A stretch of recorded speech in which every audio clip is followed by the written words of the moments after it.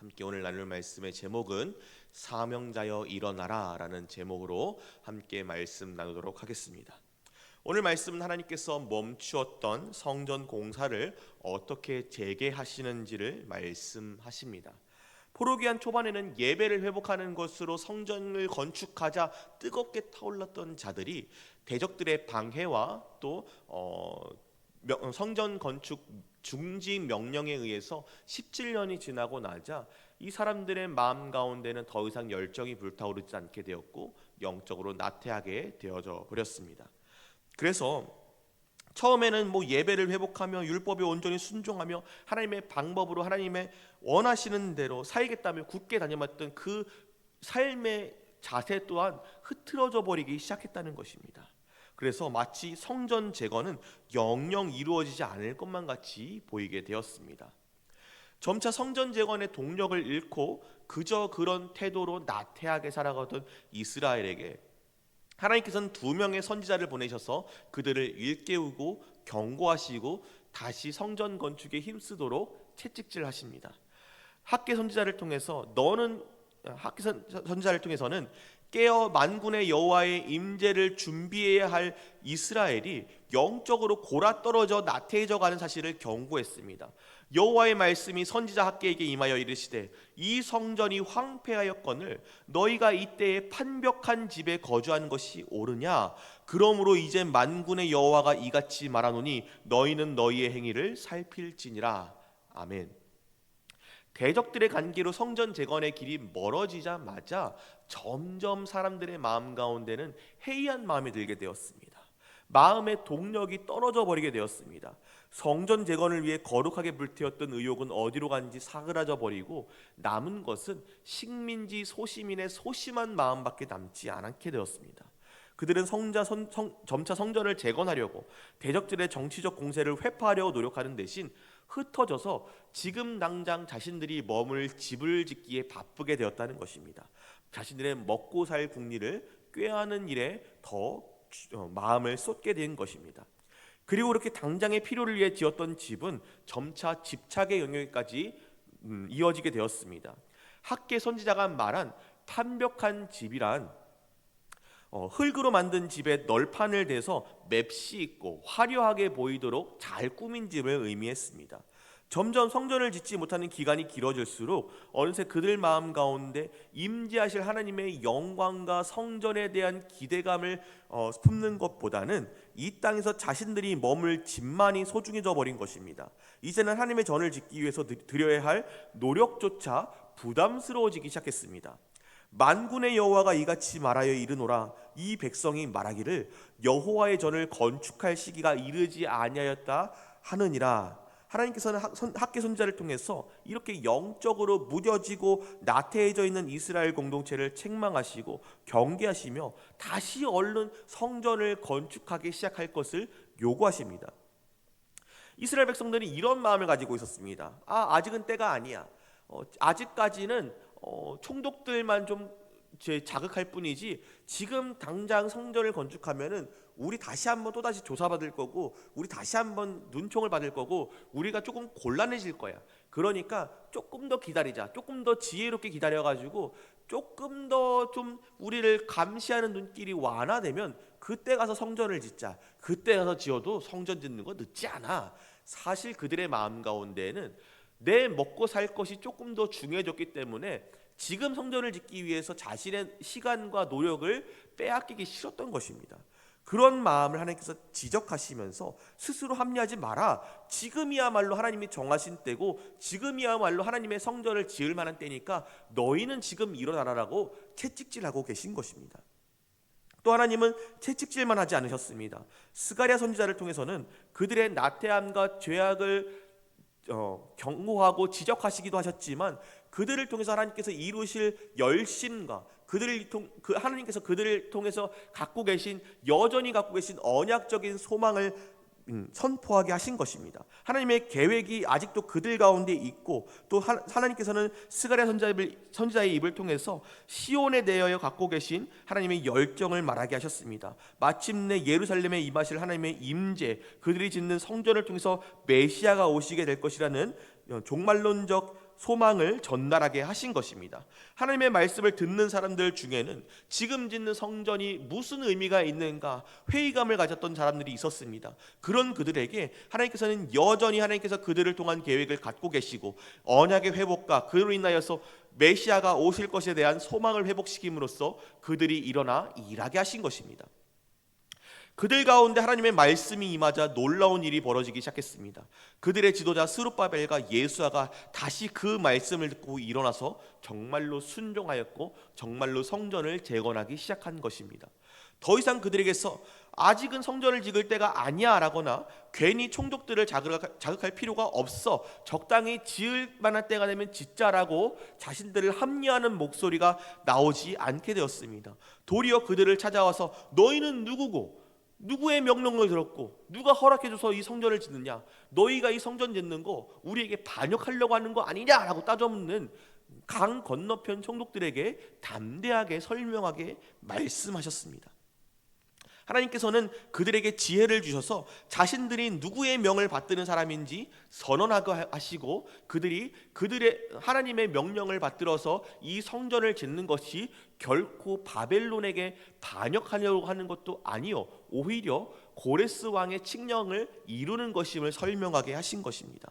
첫째로 그들은 총독들 앞에서 자신들이 하늘과 땅의 하나님의 종들임을 밝혔습니다. 자신들 개개인의 이름과 소속과 어떤 외적인 수식어로 자신들을 설명하기보다는 자신들의 핵심 정체성, 우리는 하늘과 땅의 하나님의 종들입니다 라고 선언하게 하신 것입니다. 이들과의 대화가 끝난 후 총독들은 자신들의 왕 다리오에게 보낸 편지에게 장로들의 답변에 대해서 이렇게 설명하고 있습니다. 우리가 또 그들의 우두머리에 이름을 적어 왕에게 아뢰고자 하여 그들의 이름을 물은즉 그들이 우리에게 대답하여 이르기를 우리는 천지의 하나님의 종이라. 아멘. 이는 그들을 압제하고 있던 세상 권력 앞에서 창조주 하나님을 높이고 영광을 돌리는 행위였습니다. 일찍이 고레스는 하나님을 가리켜서 하늘의 신 여호와께서 세상 만국을 내게 주셨고 나에게 명령하여 유다 예루살렘을 건축하게 하라 하셨나니 라고 말한 적이 있었습니다. 그는 하나님을 하늘의 하나님으로서는 인정했지만 땅의 주권, 땅의 모든 권세는 여전히 마르둑에게 있다고 여기면서 마르둑을 좀 더 높이는 경향이 있었습니다. 그래서 그렇던 페르시아의 총독들 앞에서 하늘과 땅의 하나님이라고 선언한 것은 하늘뿐만 아니라 땅도 주관하시는 마르둑보다 뛰어나신 전능하신 하나님을 우리가 섬기는 종이다라고 선언한 것입니다. 또한 장로들은 그들의 스스로의 역사를 바르게 바라보았습니다. 자신들이 망한 이유는 스스로도 인정하기 싫었지만 조상들이 하나님의 말씀에 순종하지 않은 죄요, 그들의 대적들의 주장처럼 어떤 정치적인 목적이 있었던 것이 아니라, 정치적인 이유가 있었던 것이 아니라 하나님께서 징계하셨기 때문이라고 당당하게 밝히는 것입니다. 4장에서 미리 나누었던 것처럼 이스라엘의 대적들은 성전 재건을 멈추기 위해서 정치적인 이유를 갖다 들이댔습니다. 이스라엘 사람들은 반역을 좋아하는 민족이라고 고소한 것입니다. 성전을 그대로 짓게 내버려둔다면 이제 그 성전이 반역의 중심이 되어서 결국에 또다시 페르시아에게 반역하게 될 것이라고 고발한 것입니다.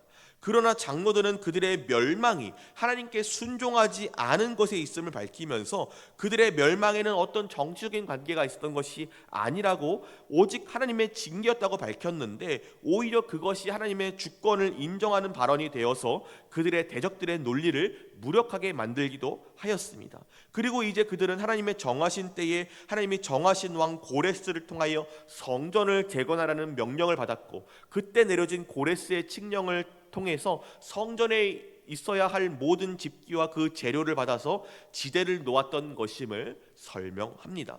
그리고 막연하게 하나님의 뜻이니 우리는 한다라고 우긴 것이 아니라 고레스 왕의 칙령에 근거한 것임을 밝혀서 주장하며 그들이 성전 재건하는 행위에 법적인 정당성, 왕의 명령을 따르는 것임을 다시 한번 밝히면서 지혜롭게 총독들 앞에서 대처하는 모습을 보여줍니다. 이것을 통해서 우리가 알 수 있는 것이 있습니다.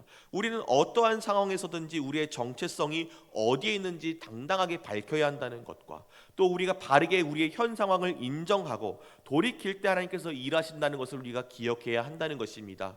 또 마지막으로 우리가 아무리 하나님의 뜻을 따라서 하나님의 때에 따라서 일한다고 하더라도 우리를 둘러싼 세상과의 질서에 어긋나지 않아야 한다는 것입니다. 세상의 질서를 인정해가면서 지혜로운 방법으로 하나님의 뜻을 따라 일할 수 있도록 노력해야 한다는 것을 또한 우리에게 알게 하십니다.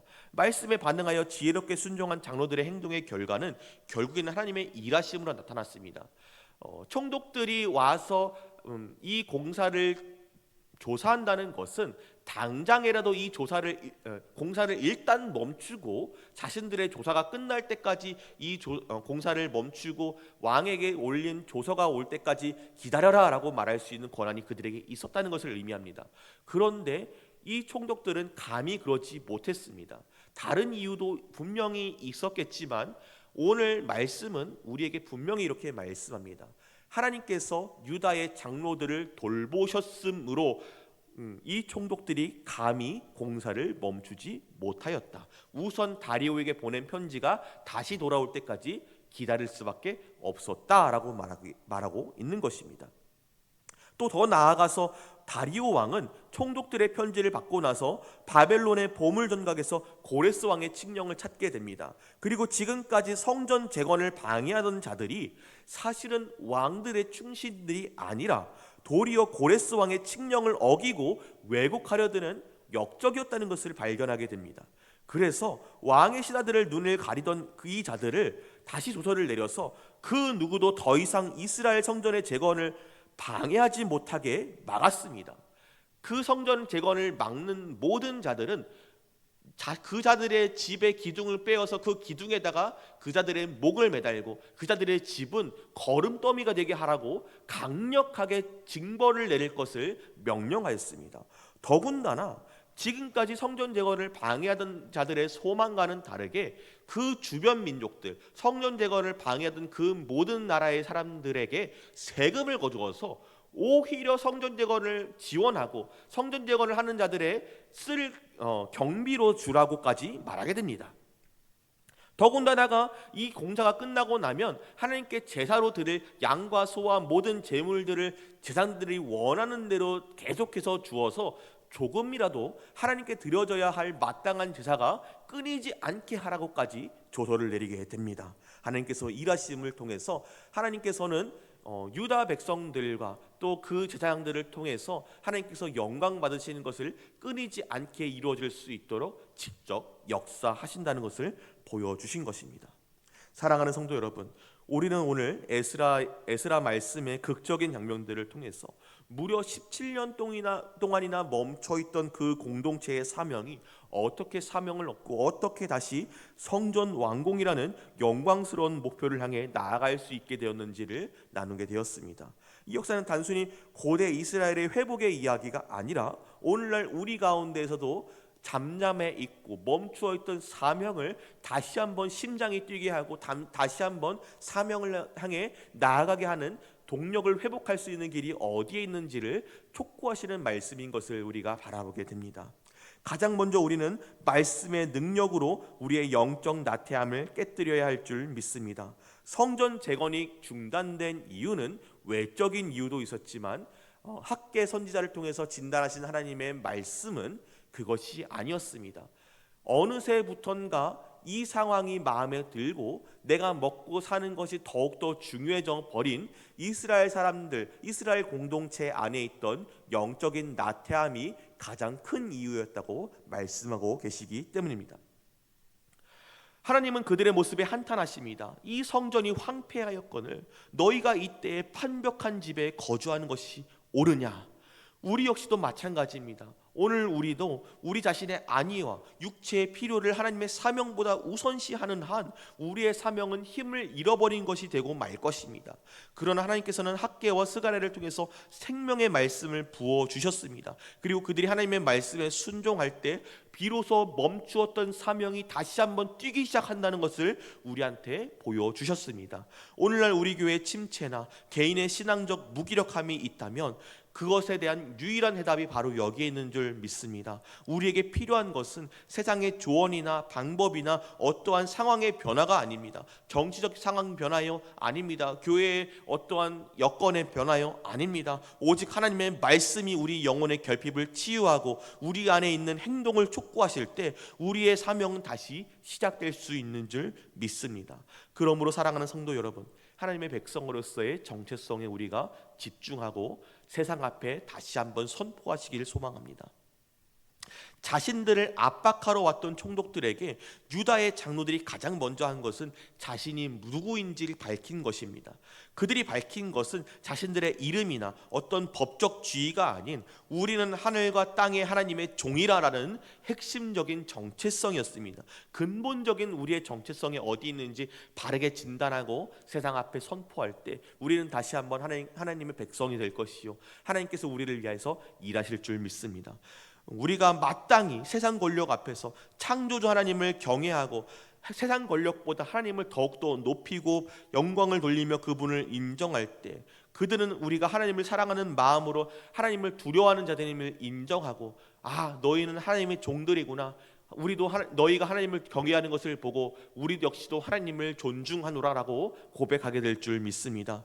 하나님께서는 우리가 하나님을 경외할 때 우리를 마땅히 보호하시는 우리의 왕이십니다. 하나님의 보호와 섭리를 믿고 의지하여 온전히 신뢰할 때 하나님께서 우리를 다시 사명으로 인도하시고 사명을 따라 순종하는 우리를 보호하십니다. 비록 총독들의 조사가 즉각적인 위협이었지만 성경은 하나님이 유다 장로들을 보호하셨기 때문에 공사를 중단시킬 수 없었노라고 말씀하십니다. 하나님께서는 세상 왕의 감찰 시스템보다 훨씬 더 전지하시고 효율적인 당신의 섭리를 사용하셔서 도리어 페르시아의 감찰 활동을 통해서 성전 재건을 오히려 법적으로 보장하고 물질적으로 더욱더 풍성하게 지탱할 수 있도록 사용하셨습니다.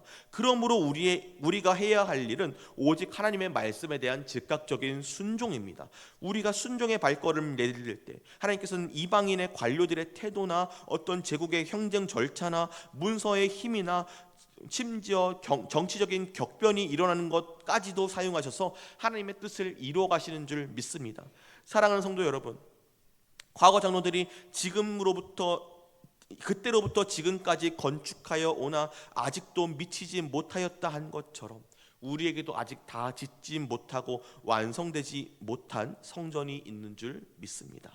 우리의 위대한 왕이신 예수 그리스도께서는 그의 몸된 교회라는 영적 성전을 우리 안에 지으셨습니다. 그러나 이 성전은 이미 임했지만 아직 완성되지 않았습니다. 주님께서는 지금도 세상 모든 민족 가운데서 그의 영적인 집을 계속해서 건축하고 계시며 우리는 이 미안의 사역에 동참하도록 부르심을 받았습니다. 우리가 오늘 에스라 말씀의 유다 백성처럼 하나님의 말씀으로 영적 나태함을 깨뜨리고 세상 앞에서 담대히 예수 그리스도의 종이라는 정체성을 붙들고 하나님의 섭리를 확신하며 아직도 완성되지 않은 그 집이 온 땅에 가득하도록 충실히 봉사하며 하나님께 순종하는 모든 사명자들 되어가며 하나님께 쓰임받는, 다시 한번 우리 가운데 사명자로서 심장이 뛰며 다시 한번 걸음을 옮겨나가는 사명자들 될 수 있기를 간절히 축복합니다. 기도하겠습니다.